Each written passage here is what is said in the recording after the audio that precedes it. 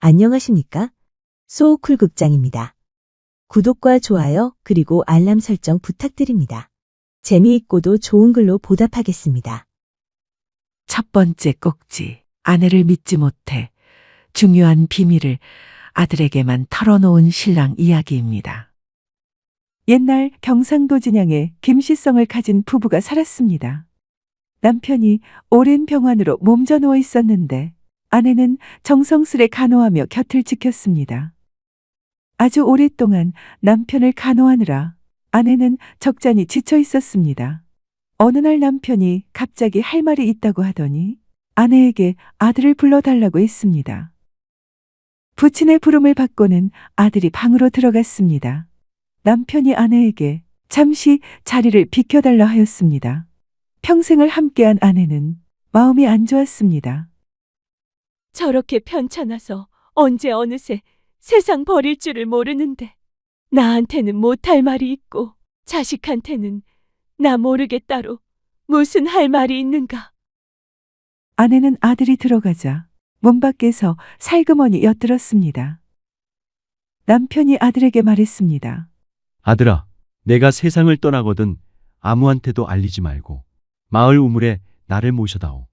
어머니가 알려달라고 해도 절대로 알려서는 안 된다. 너희 어머니가 알게 되면 다른 사람한테 말해서 이 일이 탄로가 날 것이고 모든 것이 수포가 될 것이다. 명심하고 있다가 내가 죽거든 그렇게 해다오. 그게 내 마지막 유언이다. 그 유언을 한 후 이틀 후에 남편이 죽었습니다. 아버지가 죽자 아들은 아버지의 유언을 따라 초상을 가짜로 치렀습니다. 한밤중 아무도 없을 때 아버지의 유언을 지키려 아들은 동네 우물가로 갔습니다. 그런 다음 아버지의 시신을 아무도 모르게 마을 우물 안에 모셨습니다. 그날 후로 집안 살림이 날이 갈수록 나아졌습니다. 마을 사람들이 저 집은 부친이 세상을 떠나고 나니까 희한하게도 부자가 됐네. 라고 말하고 다닐 정도였습니다. 아버지가 돌아가시고 몇 해가 지나자 마을에 좋지 않은 소문이 돌기 시작했습니다. 짙은 화장을 하고 새 옷으로 치장한 어머니가 장날이 되면 장터에 다녀오는 날이 잦아졌습니다. 밤이 깊도록 집에 돌아오지 않는 날도 여러 번 있었습니다. 아들은 모른 채 했으나 마을 사람들의 수군거림이 점점 귀에 들어왔습니다. 김씨네 마님이 요즘 혼자 사는 몸이 아닌 듯하더라. 장터 쪽 주막에서 어떤 사내와 자주 어울린다던데? 아들은 마음이 편하지 않았습니다. 아버지가 남긴 기이한 유언을 지켜가며 살림을 불린 것도 모두 집안을 위한 일이었는데 어머니가 딴 마음을 품고 외간 남자를 만나러 다닌다는 소문은 아들의 가슴을 찢어 놓았습니다. 어느 날 아들은 조심스레 말했습니다. 어머니, 요즘 바쁘신가? 장에 자주 나가시는데 집안 살림은 이제 제가 맡겠습니다. 논문서와 반문서도 제 이름으로 바꿔두는 게 옳을 듯합니다. 아들의 그 말에 어머니의 얼굴이 싸늘하게 굳었습니다. 내가 언제부터 집안의 주인이 되었느냐. 이 집 재산이 내 아버지 덕이냐 아니면 내 덕이냐. 아들은 참아왔던 말을 꺼냈습니다. 아버지께서 남긴 뜻을 어머니가 잊으신 것 같아서 두렵습니다. 밖에서 들리는 말들이 좋지 않습니다. 그 순간 어머니의 분노는 걷잡을 수 없이 터져나왔습니다. 그녀는 손에 들고 있던 물동이를 바닥에 내던지며 외쳤습니다. 내가 감히 나를 가르치려 드느냐. 이 재산이 어찌 생긴 줄이나 알고 큰 소리 치느냐. 내가 잘해서 우리가 부자가 된 줄 아느냐. 내 아버지 시체를 가져다가 우물물에 담가 놓아서 부자가 된 거지. 내 복으로, 내 능력으로 잘 된 줄 아느냐. 아들은 충격을 받았습니다. 아버지의 시신이 우물 안에 있다는 걸 어머니가 다 알고 있었기 때문입니다. 모자가 다투는 소리를 지나가던 마을 사람들이 듣게 되었습니다. 놀란 마을 사람들은 당장 우물을 파보았습니다. 그랬더니 망룡이 되어 승천하려던 시신이 순식간에 원래의 시체로 변해 물에 둥둥 떠 있었습니다. 부자이던 김씨네 집도 점점 가난해지더니 마침내 폭삭 망해버렸다고 합니다. 이 이야기는 현재의 경상남도 진주시 대곡면에서 전승되고 있습니다. 두 번째 꼭지, 죽은 자식에게서 자손을 보는 혈처에 관한 이야기입니다. 옛날에 평산이란 마을이 있었는데 5대 독자인 신씨 노인이 그 마을에 살았습니다. 자식이 없어 마음고생이 많았는데 다행하게도 늙음하게 아이 한 명을 얻어 잘 키우고 있었습니다. 그런데 어느 날 아무 이유도 없이 아들이 갑자기 죽어버렸습니다.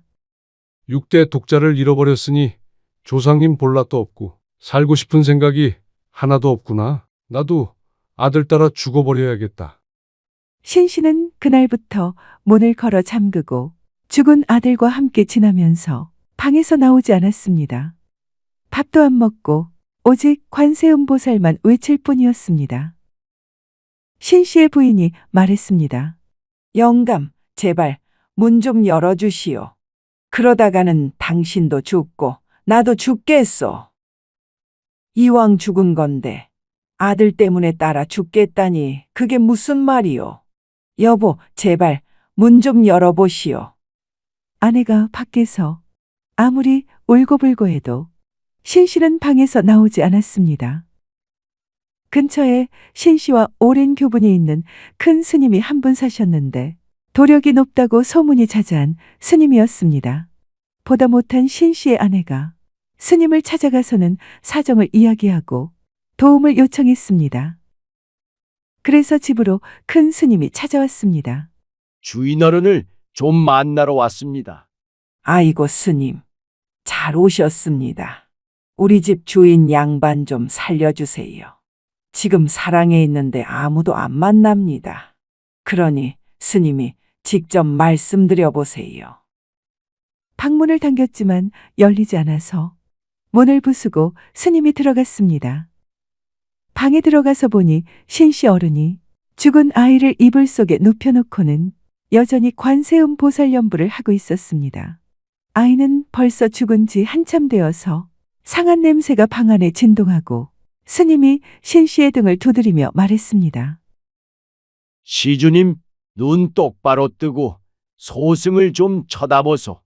아이가 반이나 썩었는데 지금 자꾸 그러면 어떻게 할 겁니까? 그렇게 해서는 죽은 사람이 살아오겠습니까? 그러지 말고 내 말 좀 들어보세요. 신씨는 그제야 정신을 좀 차리고 주변을 살펴보았습니다.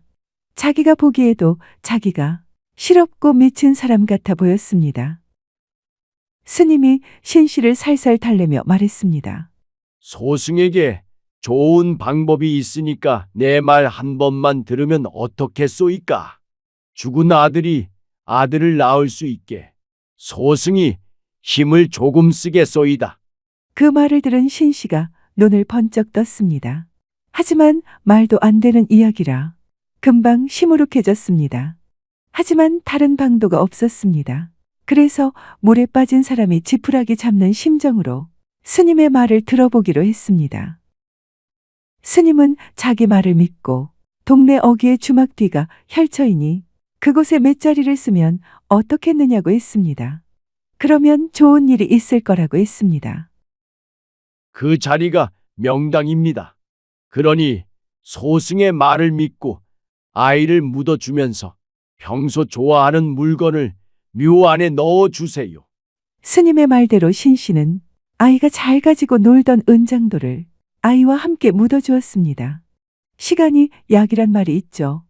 신씨 역시 아이를 잊고 평소대로 지내게 되었습니다. 어느 날 신씨가 사는 마을에 고을 원님과 원님의 딸이 길을 가고 있었습니다. 그런데 희한한 일이 다 있죠. 갑자기 마른 하늘에서 소나기가 퍼부었습니다.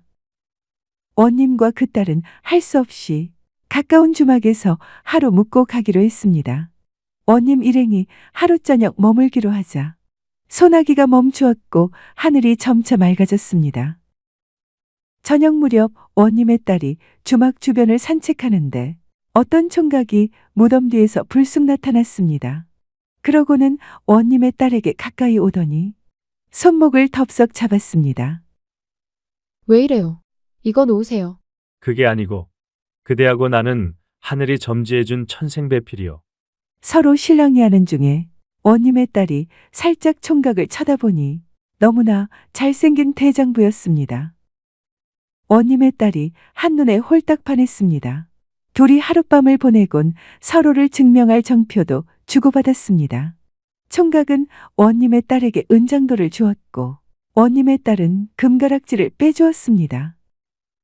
하룻밤을 같이 지낸 후 총각이 종적을 감추었습니다. 원님의 딸은 매우 안타까웠지만 언젠가는 나타날 것으로 생각하고는 참고 기다리기로 하였습니다. 다음 날 아침 원님은 관하로 돌아가 그 전과 마찬가지로 고을을 다스렸습니다. 원님의 딸도 원님을 따라 돌아갔습니다. 그런데 날이 갈수록 원님 딸의 배가 점점 불러왔습니다. 원님은 이상하게 생각했습니다. 아니, 양반의 딸이 이럴 수가 있나? 어떤 놈이냐? 아버지, 저는 죄 지은 일이 없습니다. 죄 지은 일이 없고서야 그럴 턱이 있나? 아니 때 나궁이에 연기 날 턱이 있느냔 말이다. 원님의 딸은 할 수 없이 사실대로 이야기했습니다.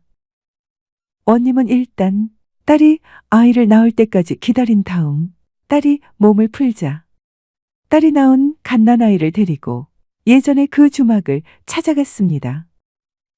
주막 옆에는 과연 조그만 무덤 하나가 있었습니다. 원님은 묘비에 적힌 무덤의 주인을 찾아서 그 집으로 갔습니다. 가서는 원님이 그 집주인에게 말했습니다.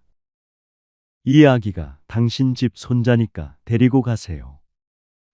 이 아기가 내 손자인지 어떻게 압니까? 어떤 놈의 자식인지 내가 어떻게 알고 봤습니까? 원님이 노인에게 사연을 이야기하고 은장도를 보여주었습니다. 그제야 노인은 아이가 자신의 손자라는 걸 믿었습니다. 원님이 보여준 은장도가 바로 자기가 아들을 묻을 때 함께 묻었던 은장도였기 때문입니다. 노인을 찾아왔던 스님이 죽은 아들에게서 손자를 보는 혀를 맷자리로 잡아줬던 겁니다. 이 이야기는 현재 경상남도 진주시 상봉동에서 전승되고 있습니다.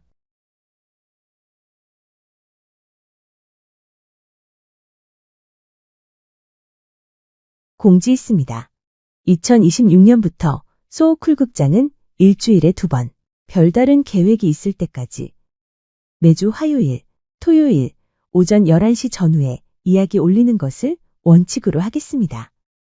화요일은 우리나라의 재미있는 옛날 이야기나 신화, 전설 등을 올리겠습니다. 토요일은 어르신들의 감동적인 사연이나 간절한 기도가 만든 영험 등을 찾아서 올리겠습니다. 쇼츠는 일주일에 3번 정도 올리겠습니다. 고맙습니다. 다음에 만날 때까지 건강하시기를 기원합니다. 안녕하십니까? 소쿨 극장입니다. 오늘은 당신이 살아낸 하루하루가 우리나라의 역사가 되고 자랑이 되는 이야기를 올렸습니다. 구독과 좋아요 그리고 알람 설정 부탁드립니다. 재미있고도 좋은 글로 보답하겠습니다. 누군가는 이 나라를 살아 움직이게 만들고 있었습니다. 역사책에는 그 누군가의 이름이 없습니다. 그들을 기념하기 위한 동상도 세워지지 않았습니다. 하지만 이 나라가 여기까지 온 것은 그들이 하루하루를 포기하지 않았기 때문입니다. 그 시절을 산 사람들은 자기에 관한 이야기를 잘 하지 않습니다. 누군가가 지난 세월 고생 많으셨죠? 하고 물으면 그들은 그저 이렇게 대답합니다. 다 그렇게 살았죠, 뭐. 하지만 그 짧은 대답 속에는 말할 수 없었던 지난 세월이 스며들어 있습니다.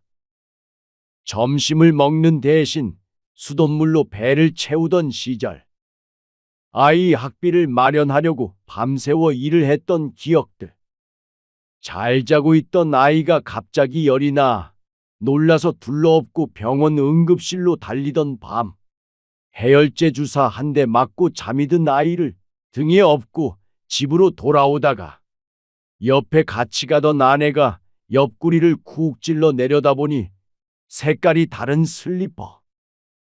그분들은 말하지 않습니다.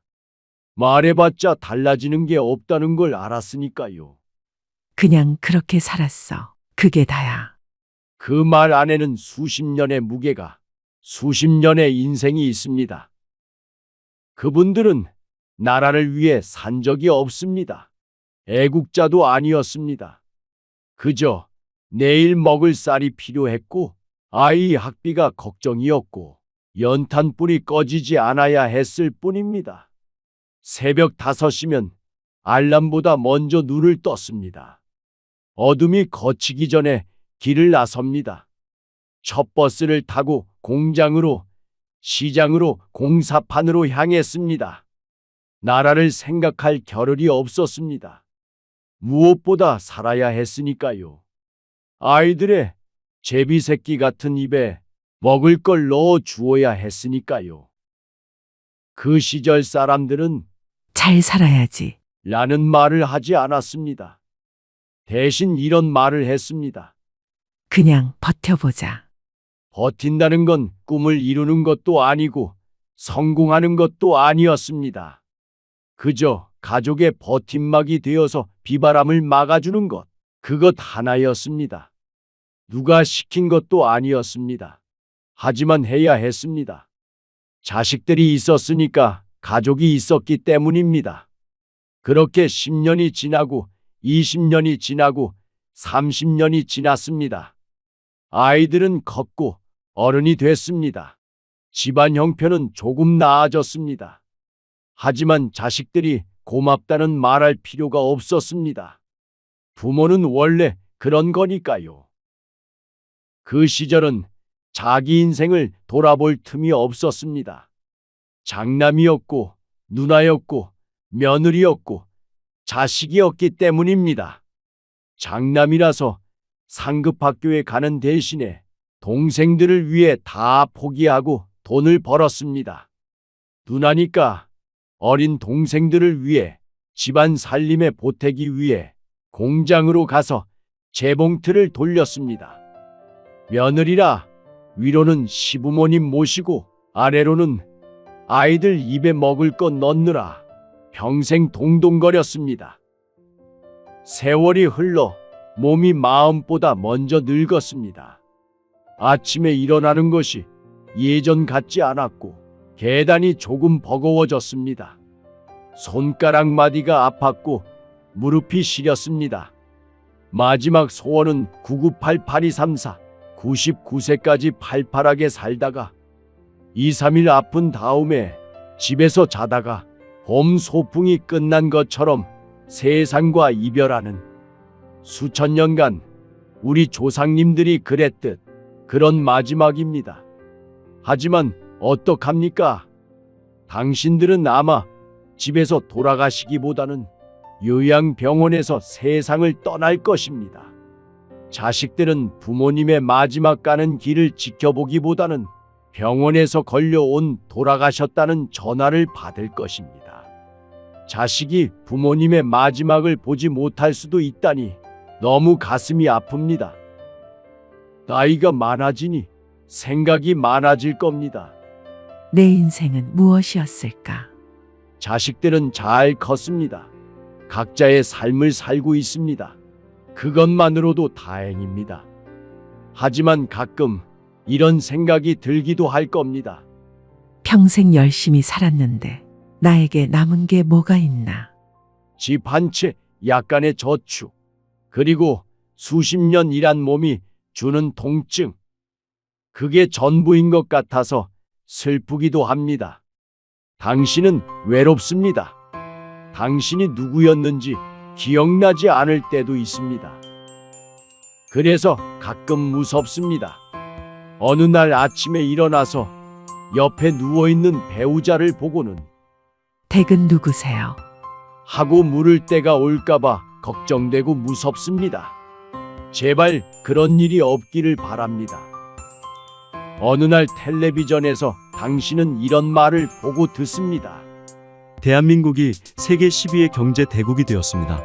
대한민국이 세계 6위의 강대국이 되었습니다. 우리나라가 역사상 최초로 7천억 달러의 수출을 달성했습니다.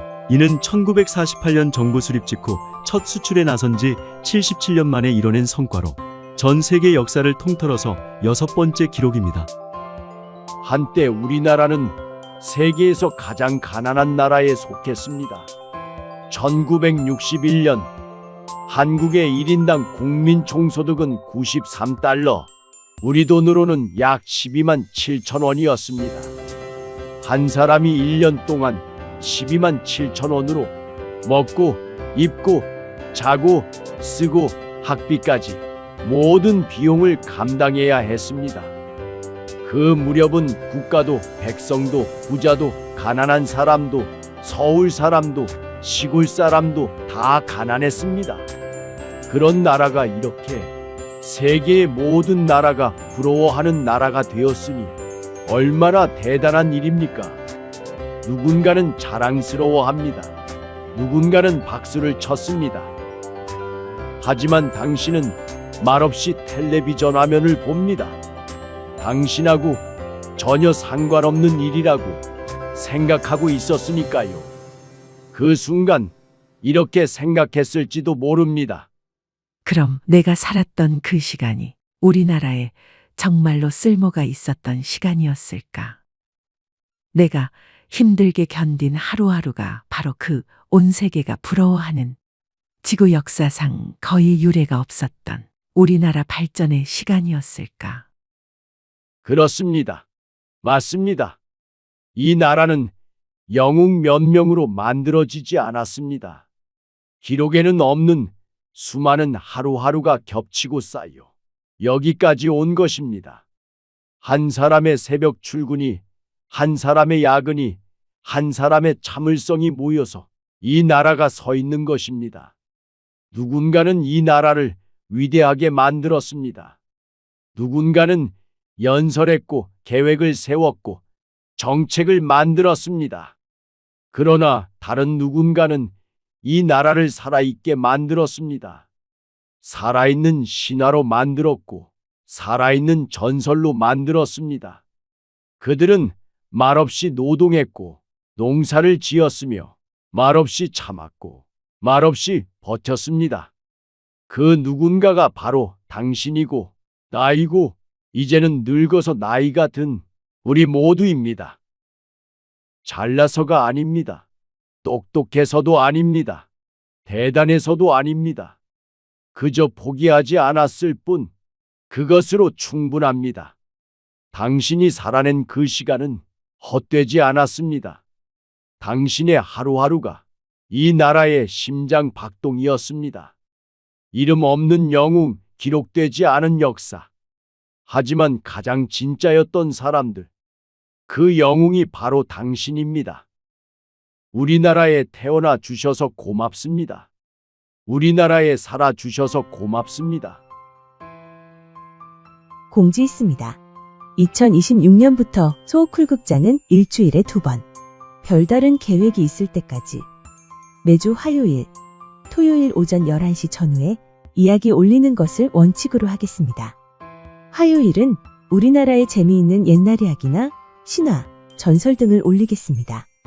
토요일은 어르신들의 감동적인 사연이나 간절한 기도가 만든 영험 등을 찾아서 올리겠습니다. 쇼츠는 일주일에 3번 정도 올리겠습니다. 고맙습니다.